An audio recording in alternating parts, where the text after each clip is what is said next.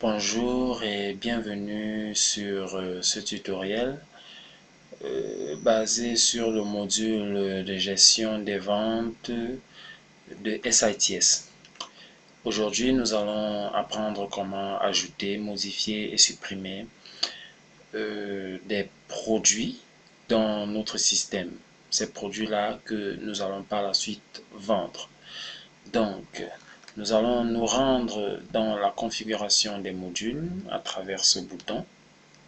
Nous cliquons dessus et comme d'habitude, nous allons dérouler le module de configuration de la gestion des ventes. Aujourd'hui, nous allons nous rendre au niveau des produits. Là, nous voyons que nous avons déjà 3 produits enregistrés dans notre système, à savoir Ballerine Bella, Colgate Double Blancheur, Rexona Double Évolution. Nous constatons aussi sur cette grille que nous avons les fournisseurs. Pour un produit, nous avons son fournisseur, sa catégorie, son magasin, son emplacement. Et avec toutes ces informations,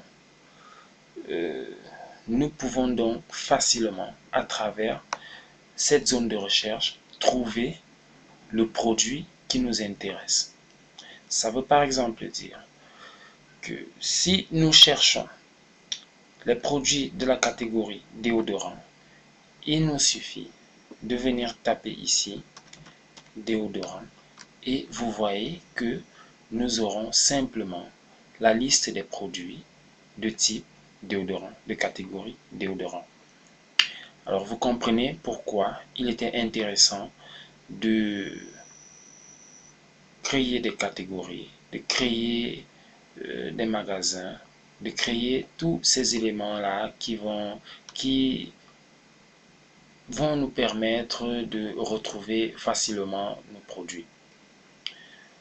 Bien, nous allons donc rapidement voir comment créer un nouveau produit. Pour ajouter un nouveau produit, simplement, nous allons cliquer sur le bouton Ajouter un nouveau produit. Nous cliquons dessus. Une fenêtre modale s'ouvre donc. Dans cette fenêtre modale, nous allons constater que nous avons 4 onglets. Le premier onglet étant actif a pour nom Info produit et correspond à ceci où nous avons le nom du produit, la description du produit. Le second onglet nous permet de choisir le fournisseur et d'autres informations sur le produit. Le troisième onglet nous permet de définir les quantités liées au produit. La quantité en stock actuellement, la quantité minimale, la quantité maximale en stock. Et enfin, le quatrième onglet va nous permettre de définir les prix du produit. Un prix d'achat, un prix de vente et un prix de location. Nous allons donc créer notre nouveau produit, infoproduit. Nous allons créer un écran plat,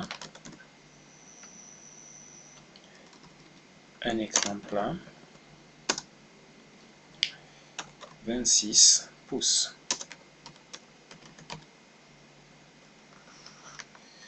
Dans la description, nous pouvons détailler et dire écran plat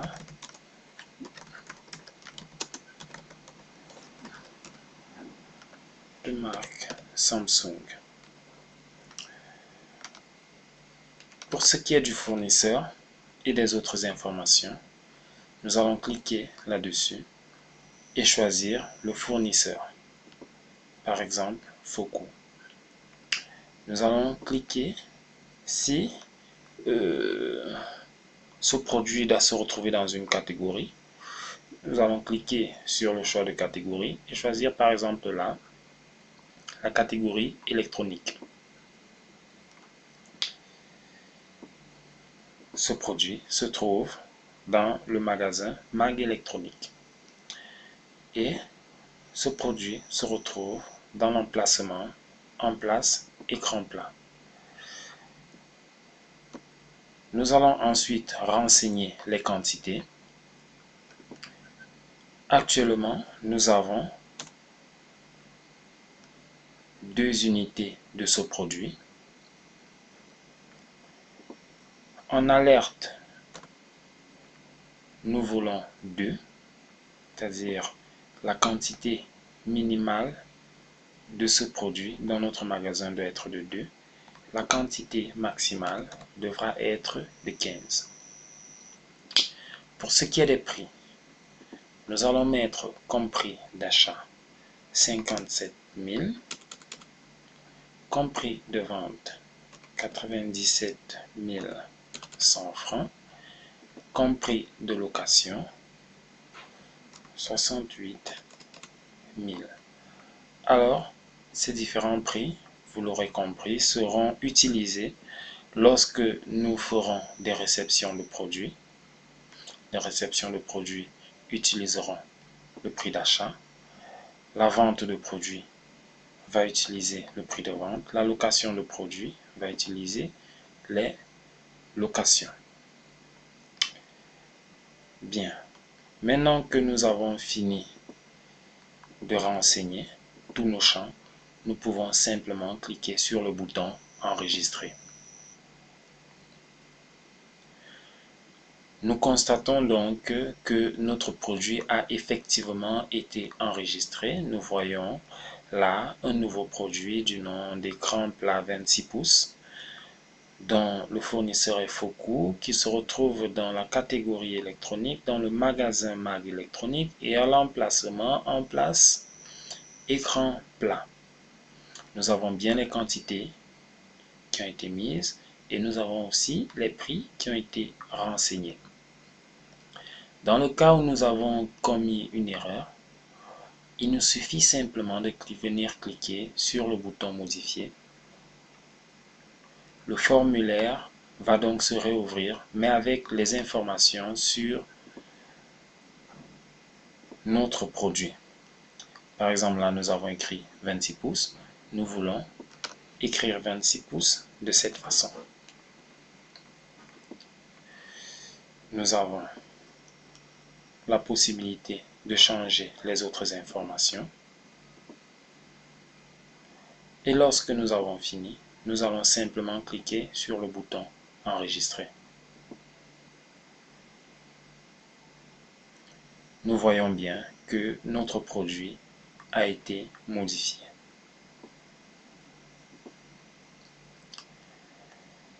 Si nous avons fait une erreur dans un enregistrement et que celui-ci doit être supprimé, nous allons simplement cliquer sur le bouton Supprimer. Une fenêtre modale va donc s'ouvrir et va nous dire tout ce que nous allons supprimer en même temps que le produit. En l'occurrence, nous allons supprimer les prix, les ventes qui ont été faites pour le produit, les achats, les locations qui ont été faites pour le produit. Si nous voulons effectivement supprimer ce produit, nous allons alors cliquer sur le bouton Supprimer. Au cas contraire, nous allons cliquer sur le bouton Annuler. Nous avons annulé la suppression. Nous avons un troisième bouton sur chaque ligne. Ce bouton, si nous cliquons dessus, nous allons avoir, pour le produit qui a été sélectionné, les prix, l'évolution des prix de ce produit.